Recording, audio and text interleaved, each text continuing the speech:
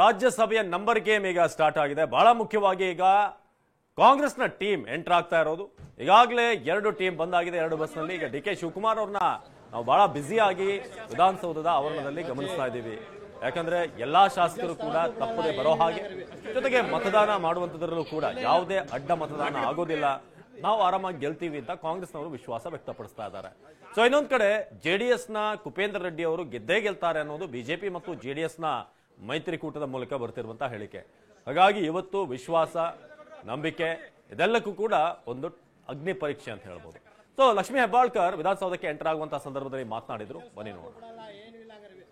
Madam, ಈಗ ಬಿಜೆಪಿಯ ಕೆಲವು ಶಾಸಕರು ತಮ್ಮ ಶಾಸಕರಿಗೆ ಆಮಿಷ ಒಡ್ಡುವಂತ ಕೆಲಸ ಕೂಡ ಆಗ್ತದೆ. ಯಾವ ಆಮಿಷನೂ ಇಲ್ಲ, ಏನು ಇಲ್ಲ, ಅದು ಅಧ್ಯಕ್ಷರಿಗೆ ಗೊತ್ತಾಗುತ್ತೆ. ಬಟ್ ನಾವೆಲ್ಲರೂ ಇಂಟ್ಯಾಕ್ಟ್ ಆಗಿದ್ದೀವಿ, ಒಗ್ಗಟ್ಟಾಗಿ ಖಂಡಿತವಾಗ್ಲು 3-3 ಗೆಲ್ತೀವಿ. 3 ಗೆಲ್ತೀವಿ, ಯಾವುದೇ ರೀತಿ ಸಮಸ್ಯೆ ಇಲ್ಲ, ಯಾವುದೇ ರೀತಿ ಕನ್ಫ್ಯೂಷನ್ ಇಲ್ಲ, ಯಾವುದೇ ರೀತಿ ಯಾವುದು ಕ್ರಾಸ್ ವೋಟಿಂಗ್ ಆಗಕ್ ಸಾಧ್ಯನೇ ಇಲ್ಲ. ಯಾಕಂದ್ರೆ ಪಕ್ಷೇತರರು ಕೂಡ ನಿಮ್ ಜೊತೆಲೇ ಇದ್ದಾರೆ. ಹೌದು, ನಮ್ ಜೊತೆ ಇದ್ದಾರೆ. 136+2. ಮೇಡಮ್, ಈಗ ಬಿಜೆಪಿಯ ಕೆಲವು ಶಾಸಕರು ತಮ್ಮ ಶಾಸಕರಿಗೆ ಆಮಿಷ ಒಡ್ಡುವಂತ ಕೆಲಸ ಕೂಡ ಆಗ್ತದೆ. ಯಾವ ಆಮಿಷನೂ ಇಲ್ಲ, ಏನು ಇಲ್ಲ, ಅದು ಅಧ್ಯಕ್ಷರಿಗೆ ಗೊತ್ತಾಗುತ್ತೆ. ಬಟ್ ನಾವೆಲ್ಲರೂ ಇಂಟ್ಯಾಕ್ಟ್ ಆಗಿದ್ದೀವಿ, ಒಗ್ಗಟ್ಟಾಗಿ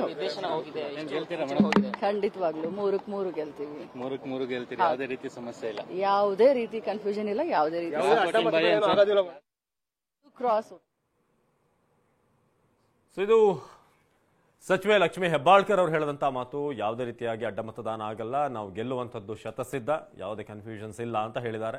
ಇನ್ನೊಂದು ಕಡೆ ನಾವು ನೋಡ್ತಾ ಇದ್ದೀವಿ, ಡಿ ಕೆ ಶಿವಕುಮಾರ್ ಅವರು ಬಹಳ ಓಡಾಡ್ತಿರುವಂಥ, ಯಾಕಂದ್ರೆ ಪ್ರತಿಯೊಂದು ವಿಚಾರ ಕೂಡ ಬಹಳ ಮುಖ್ಯ ಆಗುತ್ತೆ. ಇಲ್ಲಿ ಎಲ್ಲರೂ ಕೂಡ ಹಾಜರಾಗಬೇಕು. ಜೊತೆಗೆ ಇಲ್ಲಿ ಕಾಂಗ್ರೆಸ್ನ ನಾಯಕರು ಹೇಳ್ತಿರುವಂಥದ್ದು ಏನು ಅಂತಂದ್ರೆ, ನಮ್ಮ ನಾಯಕರುಗಳು, ನಮ್ಮ ಶಾಸಕರುಗಳು ನಮ್ಮ ಪಕ್ಷಕ್ಕೆ ಅಥವಾ ಅಭ್ಯರ್ಥಿಗಳಿಗೆ ವೋಟ್ ಹಾಕೋದ್ರ ಜೊತೆಗೆ ಬೇರೆ ಪಕ್ಷದವರು ಕೂಡ ಹಾಕ್ತಾರೆ ಅನ್ನೋದು ಕೂಡ ಹೇಳಿದ್ದಾರೆ.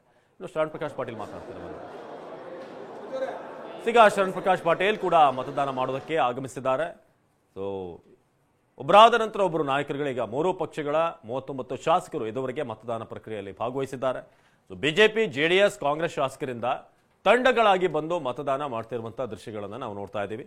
ಸೊ 10 ಜನರ ತಂಡಗಳಾಗಿ ಬರ್ತಿರುವಂತಹ ಬಿಜೆಪಿಯ ಶಾಸಕರುಗಳು.